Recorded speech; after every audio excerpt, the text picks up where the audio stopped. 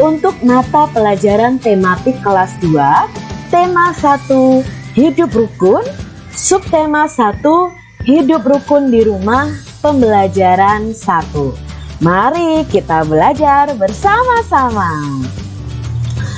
Udin mempunyai kakak perempuan bernama Mutiara. Udin dan Mutiara selalu menjaga kerukunan di rumah. Ayah dan ibu menyayangi Mutiara dan Udin. Kita baca ya adik-adik ya. Suatu hari, ayah membawakan buah tangan untuk Mutiara dan Udin. Mutiara mendapatkan buku cerita. Udin mendapatkan mainan. Mutiara dan Udin berterima kasih kepada ayah dan ibu. Mutiara dan Udin tidak saling berebut oleh-oleh. Ayah dan ibu bahagia melihat buah hati mereka selalu rukun. Ini adalah bacaan yang menunjukkan ayah dan ibu menyayangi Mutiara dan Udin.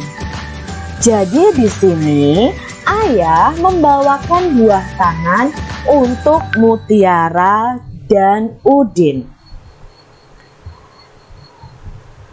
Adakah kata-kata yang dalam bacaan tadi yang kamu tidak tahu artinya? Ada tidak adik-adik? Nah, tadi ada kata buah tangan dan buah hati. Apakah tangan dan hati kita itu punya buah? Seperti pepaya? Apa mungkin? Bukan itu maksudnya adik-adik. Buah tangan dan buah hati itu adalah sebuah ungkapan. Lalu, ungkapan itu artinya apa ya? Ungkapan adalah gabungan kata yang memiliki arti berbeda dengan kata asalnya. Jadi ungkapan itu memiliki arti adik-adik. Jadi setiap ungkapan ada artinya. Nah, ungkapan tadi ada buah tangan. Bukan artinya tangan kita ada buahnya. Tetapi arti dari buah tangan adalah oleh-oleh. Lalu ada kata buah hati. Buah hati itu bukan hati kita ada buahnya. Buah hati itu bisa berarti anak atau anak kesayangan. Begitu adik-adik. Jadi ungkapan itu ada artinya. Ayah pulang dari Jakarta membawa buah tangan. Nah, ini memiliki arti ayah pulang dari Jakarta membawa oleh-oleh. Karena buah tangan itu artinya adalah oleh-oleh. Kak Citra punya contoh yang kedua. Dio adalah buah hati orang tuanya. Maka artinya adalah Dio adalah anak dari orang tuanya. Bisa juga buah hati itu artinya adalah anak kesayangan. Nah, itu tadi tentang ungkapan. Jadi ungkapan itu belum arti sebenarnya, memiliki arti yang lain adik-adik. Nah, di sini ada percakapan antara ayah Udin dan Mutiara. Kamu diminta melanjutkan percakapan tersebut. Lihat di sini ayah berkata, "Anak-anak, ayah membawa buah tangan." Nah, kira-kira jawaban Udin dan Mutiara seperti apa adik-adik? Mungkin si Udin akan berteriak, "Hore, aku dapat oleh-oleh."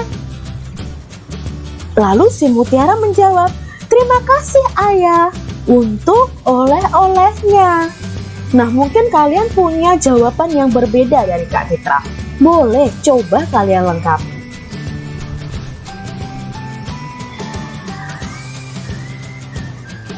Mutiara menyimpan buku hadiah dari ayahnya di rak buku. Nah, di rak buku itu adalah buku hadiah dari ayahnya. Perhatikan susunan buku di dalam rak. Buku-buku tersebut tersusun rapi. Berapa banyak buku di dalam rak tersebut? Apakah kalian bisa menghitung berapa banyak buku dalam rak tersebut? Bagaimana agar kita lebih mudah menghitungnya? Nah, adik-adik di rumah punya buku bacaan? Coba kalian hitung berapa buku bacaan kalian.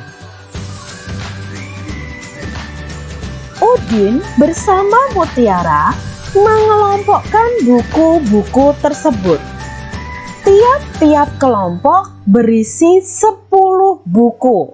Nah, satu kelompok itu 10-an.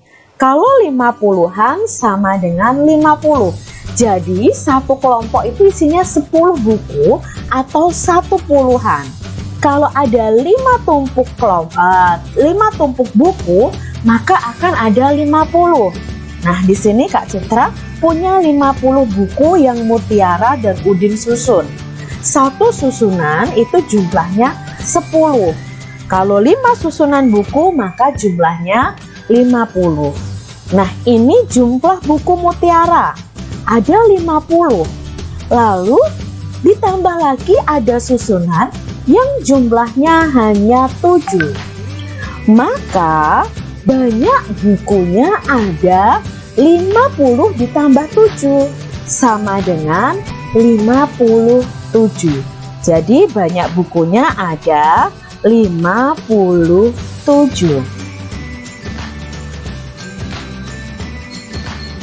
Perhatikan berikutnya. Tumpukan bukunya di sini ada 7 adik-adik. Ingat, satu tumpukan begini isinya ada 10. Karena ada 7 tumpukan, maka jumlah buku di sini ada 70. Lalu ada tumpukan lagi yang isinya hanya 7. Maka jika dijumlahkan keduanya ini, jumlah keseluruhan buku adalah 70-an itu sama dengan 70. Ditambah 7, maka banyak bukunya ada 77. Sekarang perhatikan kembali buku-buku di dalam rak. Buku-buku dalam rak dapat dikelompokkan sebagai berikut. Ini Kak Citra menyusunnya menjadi 10 kelompok. Satu kelompok buku itu isinya 10. Maka kalau 10 kelompok buku, maka jumlahnya ada 100. Dari mana Kak Citra 100? Yuk kita coba jumlahkan. Ini 10. Ditambah 10, 20. Ditambah 10 lagi, 30. Ditambah 10 lagi, 40. Tambah 10 lagi, 50. Tambah 10, 60. Tambah 10, 70. Tambah 10, 80. Tambah 10 lagi, 90. Dan tambah 10 lagi, 100. Maka satu kelompok ini jumlahnya ada 100. Ternyata ada 10 tumpukan buku. Artinya rak buku berisi 100 buku. Amatilah gambar berikut ini. Nah, di sini ada gambar kubus. Satu kubus itu dianggap satu kubus satuan. Kalau ada yang panjang seperti ini, kubus satuannya berjumlah 10. Digambarkan menjadi satu kubus puluhan. Jadi kalau kubusnya hanya 1, dianggap satu kubus satuan. Dan jika kubusnya ada 10, maka dianggap satu kubus puluhan. Nah, perhatikan di sini. Ini adalah kubus puluhan. Kubus puluhan, jika ada 10, maka bisa diganti dengan satu kubus ratusan. Nah, satu kubus ratusan itu bisa digambarkan dengan kubus seperti ini adik-adik. Kalau ini tadi satu satuan, ini puluhan, maka ini digambarkan sebagai kubus yang berjumlah 100. Nah, sekarang kita lihat berikutnya. Kalau kubus di bawah ini ada berapa ya? Kita lihat kubus di bawah ini. Ada berapa satuan di situ? Kita hitung adik-adik. 1, 2, 3, 4, 5, 6, 7, 8. Maka kubus ini ada 8 satuan. Kalau kubus di bawah ini ada berapa ya? Nah, satu deret tadi, kita ingat ya, kubus satu deret begini isinya ada 10. Kita hitung 1, 2, 3, 4, 5, 6, 7, 8, 9, 10. Kalau satu kelompok ini ada 10 kubus, maka kalau ada 2 berarti jumlahnya 20 kubus. Nah, sekarang kalau gambar yang ini, kubus ini adalah kubus ratusan. Kalau ada 1 berarti jumlahnya 100. Sekarang kalau ada 2, maka jumlahnya, ya kalau ada 2 berarti jumlah kubus ini adalah 200. Yuk kita ke latihan supaya kalian lebih memahami. Jadi, kalau ada 1 kubus ratusan, maka nilainya ada 100. Lalu di sini ada 3 kubus puluhan, maka nilainya 30. Di sini ada 8 kubus satuan, maka nilainya adalah 8.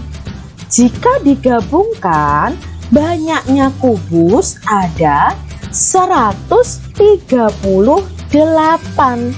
Maka menulisnya seperti ini, 138. Tetapi cara membacanya 138. Jadi cara membacanya 138. Soal nomor 1. Nah, di sini ada gambar kubus dari kubus ratusan, puluhan, dan satuan. Kita lihat dulu kubus ratusan.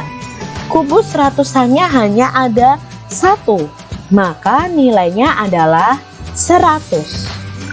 Kita lihat kubus puluhan.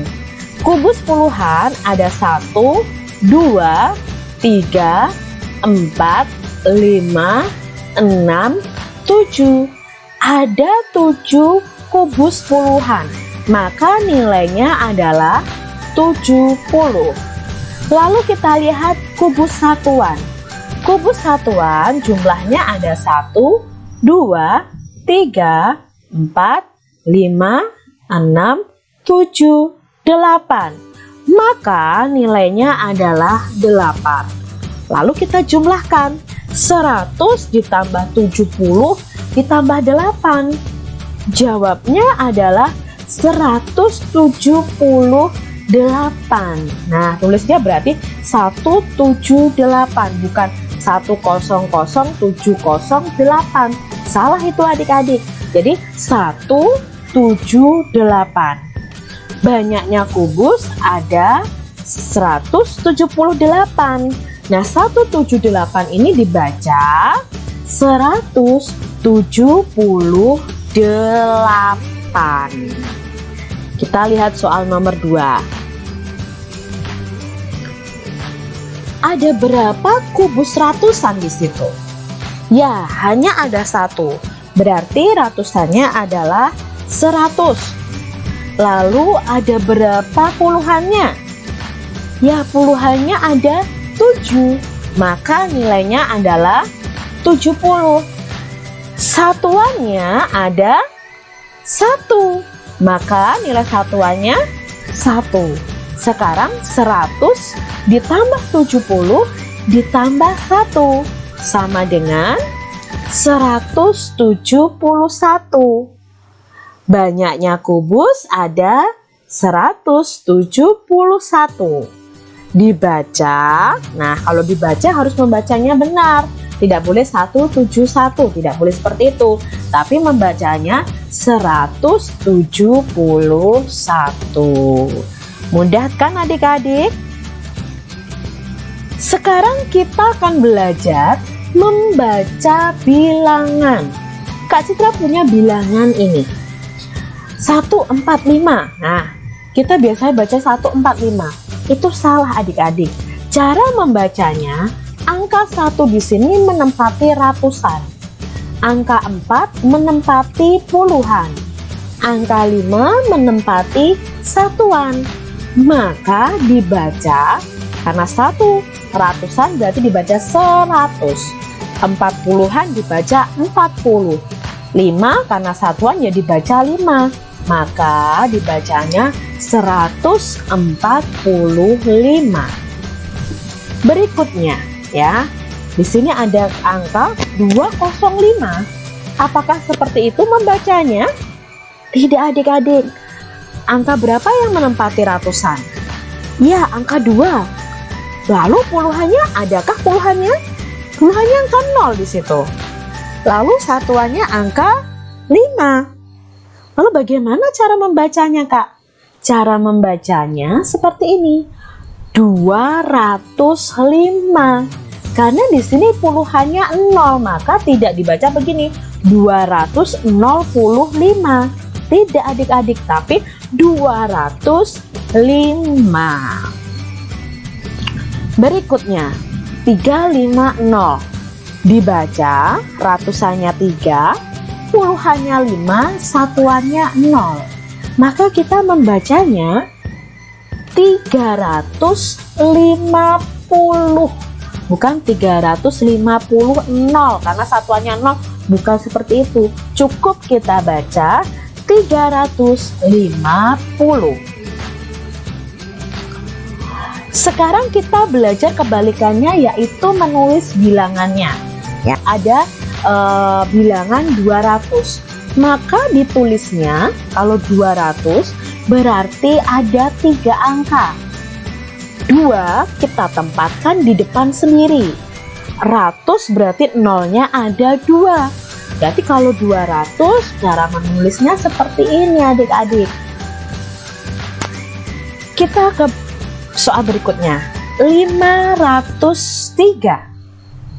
Maka ditulisnya 500 pasti di awal. Apakah ada puluhannya? Tidak ada. Maka nanti puluhannya kita ganti dengan angka 0. 3 itu adalah satuan, maka letaknya paling belakang. Maka 503 itu penulisannya seperti ini. Berikutnya 452. Ratusannya ada berapa? 4. Puluhannya 5, satuannya 2. Maka penulisan bilangannya 452 dibaca 452. Mudah kan adik-adik? Mutiara gemar membaca buku. Ia membaca berbagai jenis buku anak. Ada buku cerita anak, ada buku pengetahuan, ada juga buku nyanyian. Nah, dalam buku nyanyian Mutiara terdapat lagu Peramah dan Sopan ciptaan Pak Dal. Nah, di sini ada lagunya. Bukannya congkak, bukannya sombong, yang disayangi handai dan taulan, hanya anak yang tak pernah bohong, rajin bekerja, peramah dan sopan. Nah, dalam buku nyanyian Mutiara ada lagu ini. Kalian bisa nanti cari di channel YouTube Kak Citra ini, lagu Peramah dan Sopan. Coba kalian berlatih menyanyikannya. Nanti kalian cari ya di YouTube nyanyikan pendek dan ada yang dinyanyikan panjang. Ya, ada yang dinyanyikan pendek tetapi juga ada yang dinyanyikan panjang. Nah, sekarang kita akan mencari tahu mana saja yang dinyanyikan pendek dan mana saja yang dinyanyikan panjang. Nah, untuk kalian mempelajari tentang panjang dan pendek nada pada lagu, kita lihat di sini. Kita akan memberikan tanda titik pada bagian yang dinyanyikan pendek. Sedangkan untuk yang dinyanyikan panjang, kita akan beri tanda garis. Nah, Kak Citra punya syairnya di sini. Kita lihat syair yang pertama. Bukannya congkak. Nah, berarti kita sama-sama tahu. Yang pertama, bukannya. Bukannya. Nah, berarti itu cepat. Berarti dinyanyikan pendek. Berarti tandanya lingkaran. Lalu, bukannya congkak. Berarti congkaknya dinyanyikan panjang. Berarti tandanya adalah garis. Sekarang kita lihat bawahnya. Bukannya sombong. Nah, ini hampir sama dengan atasnya. Bukannya itu juga dinyanyikan pendek. Maka kita beri tanda titik ya. Di sini Kak Citra buatnya lingkaran supaya adik-adik jelas ya. Lalu sombongnya itu dinyanyikan panjang ya. Baris ketiga. Yang disayangi. Nah, yangnya pendek. Di juga pendek. Yang disayangi. Berarti sanya pendek juga. Yangnya panjang. Yang disayangi. Berarti i-nya juga panjang. Yang disayangi. Handai dan taulan. Berarti han pendek, dai pendek juga, dan pendek, tau pendek, lannya panjang. Jadi yang disayangi, handai dan taulan. Nah, lannya panjang. Sekarang bawahnya, hanya anak. Coba sampai situ dulu ya. Hanya anak. Berarti hanya pendek, berarti diberi tanda titik. Nya titik juga, a titik juga karena ini dinyanyikan pendek jadi cepat. Hanya anak. Naknya panjang. Hanya anak yang. Berarti yangnya panjang. Tak pernah bohong. Nah, ini hampir sama dengan atasnya. Tak dinyanyikan pendek. Per dinyanyikan pendek, nah dinyanyikan pendek, bo dinyanyikan pendek, hongnya dinyanyikan panjang. Lalu syair berikutnya, rajin bekerja. Nah, sekarang ra-nya itu pasti dinyanyikan pendek, maka diberi tanda titik. Jin pendek, tanda titik. Be pendek. Ker. Nah, kernya ini panjang. Rajin bekerja. Nah, ja-nya juga pendek. Lalu baris bawahnya ya, lirik berikutnya. Peramah dan sopan. Berarti pe-nya pendek. Ra-nya pendek. Mah-nya pendek juga. Dan pendek. So pendek, pan panjang.